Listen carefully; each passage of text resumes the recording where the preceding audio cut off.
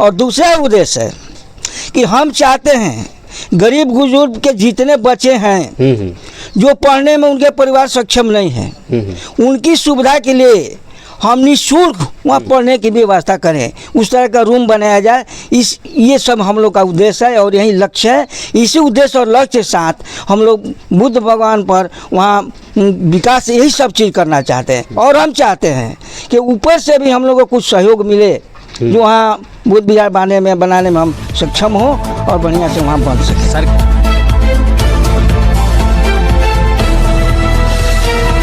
SSD यानी सत संविधान डिपार्टमेंट यानी समता सैनिक दल बिहार कोड 108 की दुनिया में आप लोगों का स्वागत है। और इस वक्त हम हैं सासाराम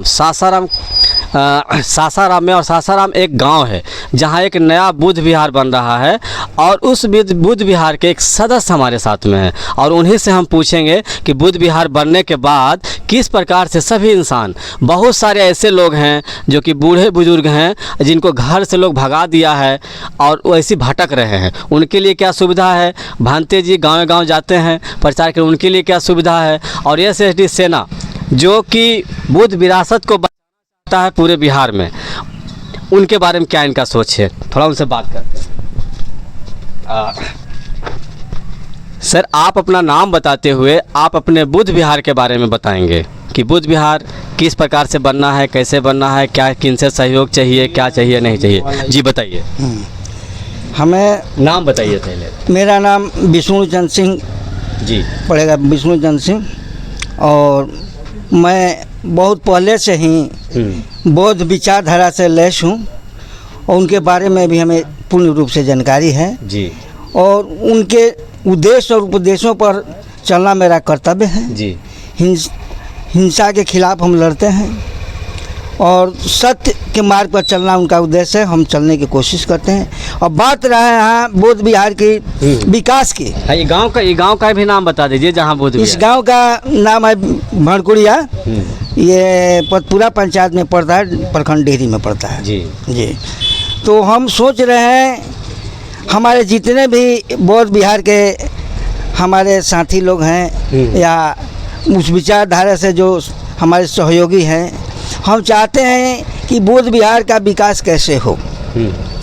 तो अभी नई चीज़ है, हम लोग लगे हुए हैं। इधर उधर चंदा भी हम लोग कलेक्शन करने जाते हैं तो कुछ कठिनाइयाँ आती है। चूँकि इसलिए आती है कि सभी लोग, जनता, किसान, मजदूर इस बुद्ध विचार से लैस नहीं है, उनके पूर्ण रूप से जानकारी नहीं है। तो दिक्कत तो होगी ही और हमें शर्म नहीं करना, दिक्कत से हमको ज़्यादा पीछे नहीं हटना है। उस सारे चीज़ को सहते हुए मेरा लक्ष्य है, उद्देश्य है कि हम बौद्ध विहार को बहुत बढ़िया वहाँ पर बनाया जाए जी। और वहाँ पर रहने के लिए जो लोग आए देखने के लिए, बौद्ध विहार पर दर्शन करने के लिए, उनके भी ठहरने और रहने के लिए व्यवस्था हो जी।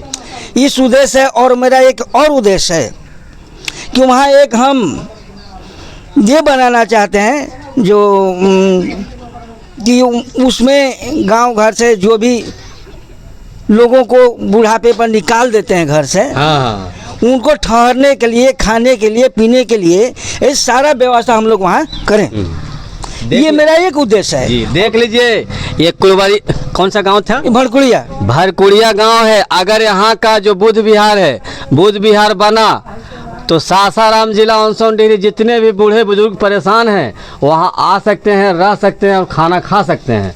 और गौतम बुद्ध यानी बाबा साहब दोनों का प्रचार गाँव जाके कर सकते हैं। क्या सर? हाँ ठीक है। और दूसरा उद्देश्य है कि हम चाहते हैं गरीब बुजुर्ग के जितने बच्चे हैं जो पढ़ने में उनके परिवार सक्षम नहीं है, उनकी सुविधा के लिए हम निःशुल्क वहाँ पढ़ने की व्यवस्था करें, उस तरह का रूम बनाया जाए। ये सब हम लोग का उद्देश्य है और यही लक्ष्य है। इसी उद्देश्य और लक्ष्य के साथ हम लोग बुद्ध भगवान पर वहाँ विकास यही सब चीज़ करना चाहते हैं। और हम चाहते हैं कि ऊपर से भी हम लोग को कुछ सहयोग मिले जो वहाँ बुद्ध विहार बनाने में हम सक्षम हो और बढ़िया से वहाँ बन सके। सरकार से, मतलब सरकार से सहयोग चाह रहे हैं या जो आम नागरिक हम लोग हमारे जैसे सब लोग जमा करके, या फिर कोई नेता मंत्री विधायक से चाह रहे हैं? अभी नेता मंत्री विधायक को तो हम नहीं कह सकते हैं, लेकिन जो बढ़िया होगा सबसे कि हम गांव गांव तक से एक एक पैसा जुटाकर उसमें लगेगा कि हम मेहनत किए हैं, परिश्रम किए हैं, ये पैसा को एकत्रित करके यहाँ इतना बड़ा हम काम करने जा रहे हैं। अच्छा उसका विचार और कुछ होगा। अच्छा अच्छा और प्रचार के लिहाज से भी बहुत दूर तक बढ़ेगा। जी। नेता मंत्री के बाज के 2-4 के पास हम रह जाएंगे। अब बात रही सरकार की, यदि वैसी हम लोग को कोई सहयोग देने वाला हो जाए कि सरकार से भी हम लोग को मिले कुछ फंड कि वो बढ़िया से कार्य हो। सरकार तो बहुजन का सरकार है सर, सब लोग कहते हैं बहुजन, ओबीसी कहते हैं लोग, लेकिन है कहाँ? अच्छा नहीं है। कहने के लोग कहते हैं, यहाँ तो सांप्रदायिकता का सरकार है जी, भाजपा का सरकार है, पूंजीपतियों की सरकार है, पूंजीपति ही सरकार चला रही है, तो हम कैसे कह सकते हैं कि हमारे बहुजन की सरकार है? हाँ, लेकिन इसके लिए हम लोग को भी कमर कस के तैयार होना पड़ेगा कि हम बहुजनों को भी सरकार आवे। और जब तक सत्ता नहीं आएगी, जिसकी सत्ता है, उसकी मीडिया है, उसकी सरकार है, उसकी व्यवस्था है, उसकी सब कुछ है, जब उस पर हम पहुंच जाएंगे तो हमारी भी राहत मिलेगी, हमें भी सुविधा मिलेगी। अच्छा एक बात और सर, सबसे लास्ट में ये बात बताना है कि महाबोधि महाविहार है ना, जो बोध गया में है, महाबोधि महाविहार टेम्पल, उसी के वजह से पूरे दुनिया बाहर के, भारत से बाहर के लोग कहते थे कि बिहार की धरती, भारत की धरती स्वर्ग है, और उस स्वर्ग पर पाखंडियों ने कब्जा कर लिया है। इसके बारे में क्या कहना चाहते हैं आप? इसके बारे में मैं करना चाहता हूँ, अभी बोध गया का न्यूज है तो वहाँ ब्राह्मणवादी का दखल है, कब्जा रहता है।